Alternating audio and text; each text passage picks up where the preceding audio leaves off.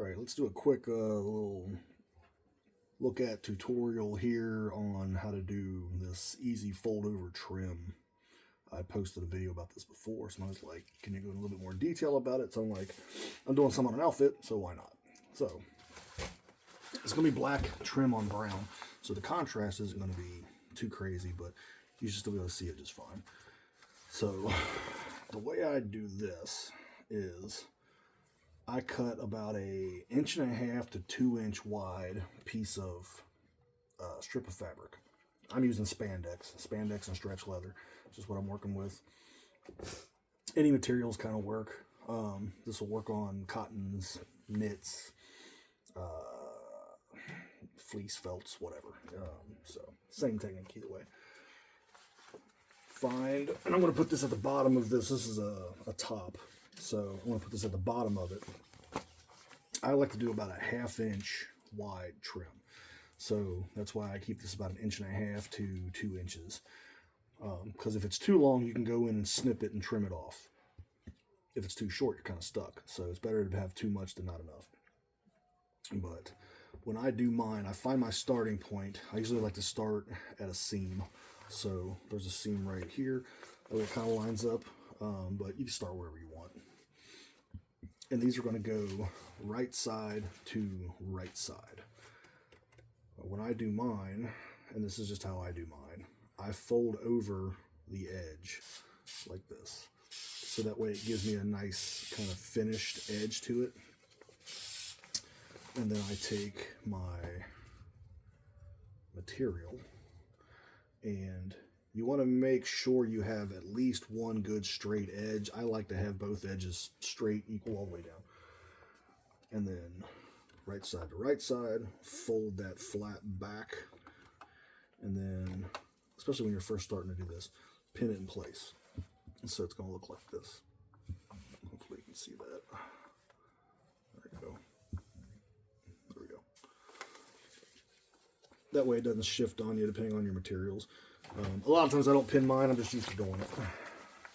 And then, now, you can just make sure you have enough material, make it long enough to where you know you have enough, or you can measure it out, sew it in a loop if you want to, and then do this. I just, because I'm doing spandex, I just make sure I have enough, and I pull it a little bit, because it's spandex. Now, for mine being about a 1/2 inch wide trim, I set my width to about a 5.2 on my machine, and then I use a longer stitch, like a 3, when I do this first run of stitching. So, and then all I do, for your machine it might be a little different, but I know that gives me about a 1/2 inch trim when I'm done. I line up the edge to the edge of my presser foot, so it's sitting right along the edge here. Camera, and then I start up where that fold over is. Stitches, back stitch it, and then I usually just pull my pin out. And then just follow that line where these are lined up along the edge of your presser foot. So keep it nice and straight, nice and tight. Like I said, with it being spandex, I pull mine. I use this almost like elastic sometimes if it's on certain kinds of gear. That way it gives it a little stretch and spring back. Then just go all the way around.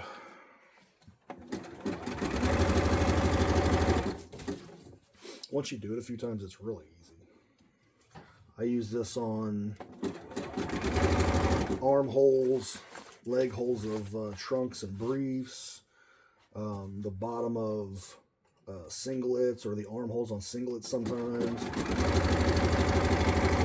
There's another way you can do this with elastic in it too, but this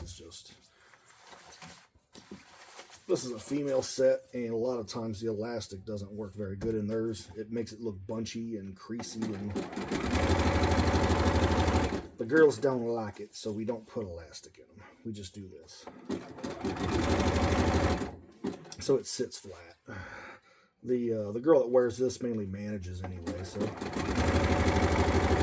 But it does make a good solid trim. the way I do it.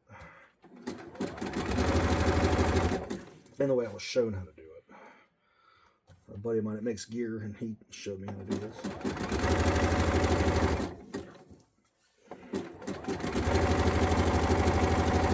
If you want to pin this down more when you're first starting to do it, that's alright too.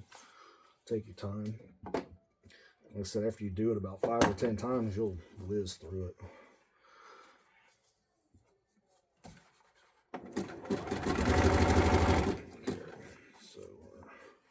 We're back at our start, and so there's a couple ways you can finish this off at the back.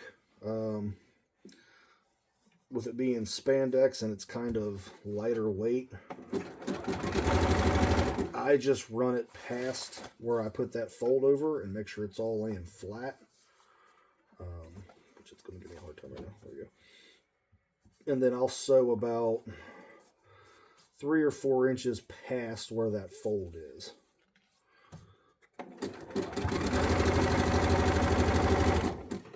It does make that part of the seam a little bulky, but it's alright. If you're used to working with bias tape and stuff, and you know how to angle fold those and everything, you can do that too. I mean, there's all kinds of ways. But I've got this extra, because I tend to make mine way too long just in case. And then I'll use these for a couple different things. So I trim mine flat, or straight across. Take this, put it off to the side. Now, what you have is this little piece right here, right? And you can see this isn't connected. You can just fold this over and top stitch it down, and I'll show you how to do that. I like to do one little extra thing because this isn't connected, right? And I think it makes it sit and look better. I top stitch. You could pin it and just do it, but so where this is, because this is going to fold over this here. So see how this is flat? You don't want this to fold this way. You want it to stay up. And this is going to fold over like this, and you're going to top stitch here. So what I do is I take my fold over piece here, and sometimes you got to pin it. I put it all together like this. I make sure this is out like this, and then I put it under my presser foot. Make sure it's nice and flat. Line it up, and you can get real detailed with it depending on the garment and line it up with the actual seams and everything else the more you go. These are dark colors, and where I put my seams at, you're not really going to see them anyway, so it's all a matter of preference.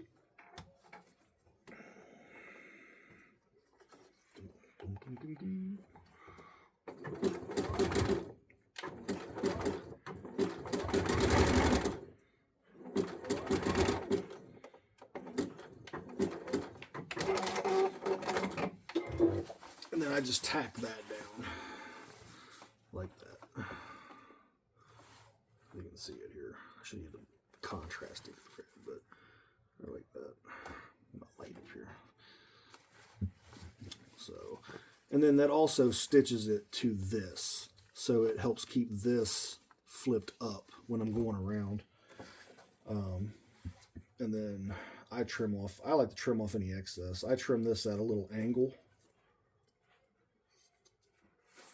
to get the extra out of there. So I cut it off at a little angle across here and get rid of that excess because I don't need it there. Takes a little of the bulk away.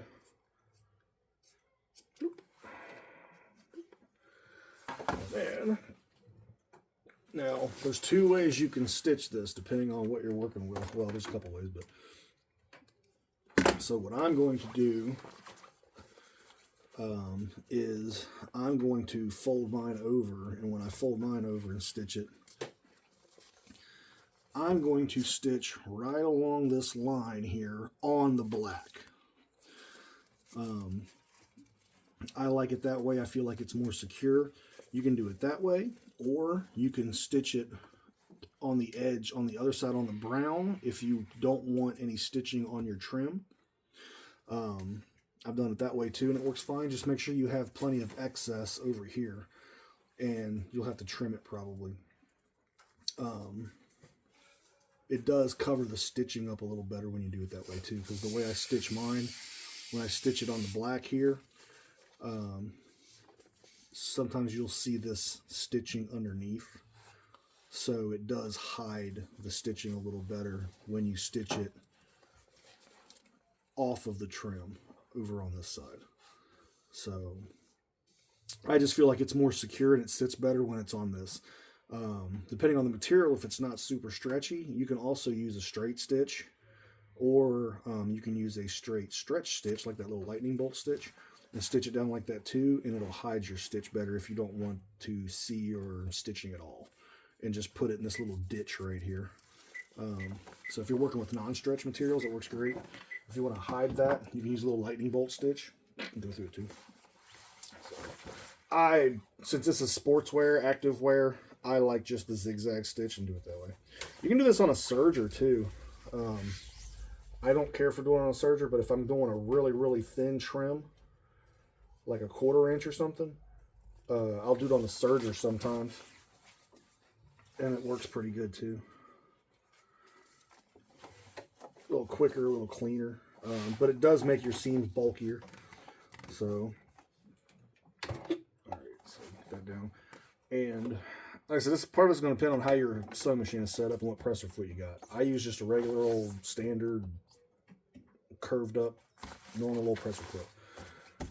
And then I try to keep my stitch on the edge of this black trim as close as possible without going over into the other material. I've seen some people stitch it on both, and I don't like that. It's not a preference of mine. Some people are fine with it. I don't care for it. I just don't think it looks as clean, but that's me.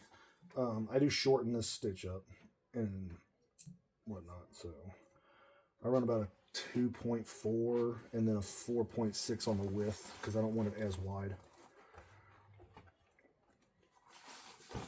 Because I'm stitching it on the trim.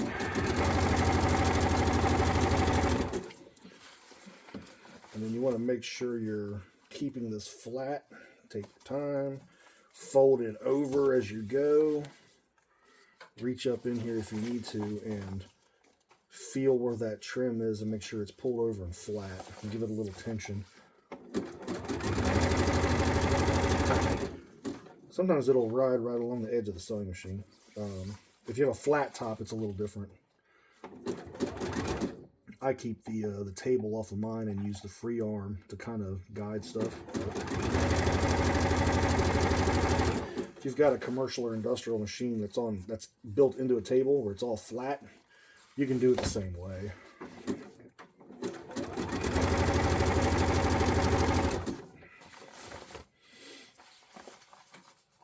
Now this is all round. It's straight round. There's no crazy curves or anything in this, but like when I do the neckline in this, it's got a dip, but it's the exact same process. So there's nothing different really. You just have to pull it a little tighter and make sure it's snug.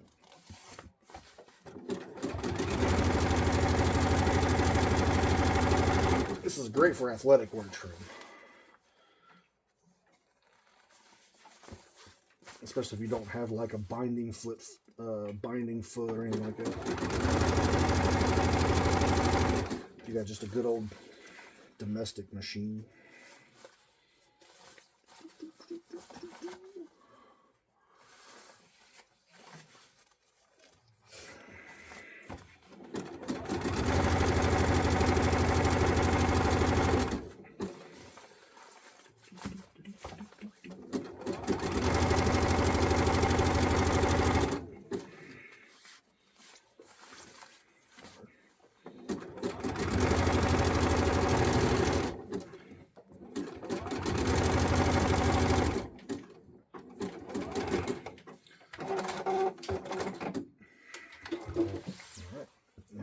Around and then snip our excess threads. Ta-ta-ta. There we go. So now we got our trim. So we can see here, we got our trim all the way around. It's about a 1/2 inch all the way around. And you can see the excess here. I usually trim this off if it's that floppy. You don't have to. I just like to. And you can see with the way I did mine, though, you can see the stitching underneath where I had stitched it originally. Did the first stitch around. If you stitch on that edge out here, on the outside edge, on the brown, say where the brown is, you wouldn't see that.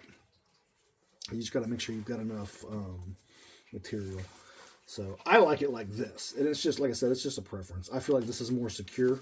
It's still got some stretch to it because I pulled it. This is a stretch leather, so it's going to be tight. And then when we do the neck, though, you can see this curve here. It comes to a bit of a point, but by the time I'm done with it, it'll have a U curve to it. It'll look really cool. So that's how we do this. When you're trimming this, just be careful if you trim this off and trim around it. This is short, so I'm probably going to leave this on here. It'll give a little extra softness to it. So, or I mean, you could always do another line of stitching too and stitch it down if you want to do a decorative stitch and stitch it down. But if you trim it off, just be careful you don't snip into your threads or snip into your garment. So, and that's how we do our fold over trim hack thing. Yeah.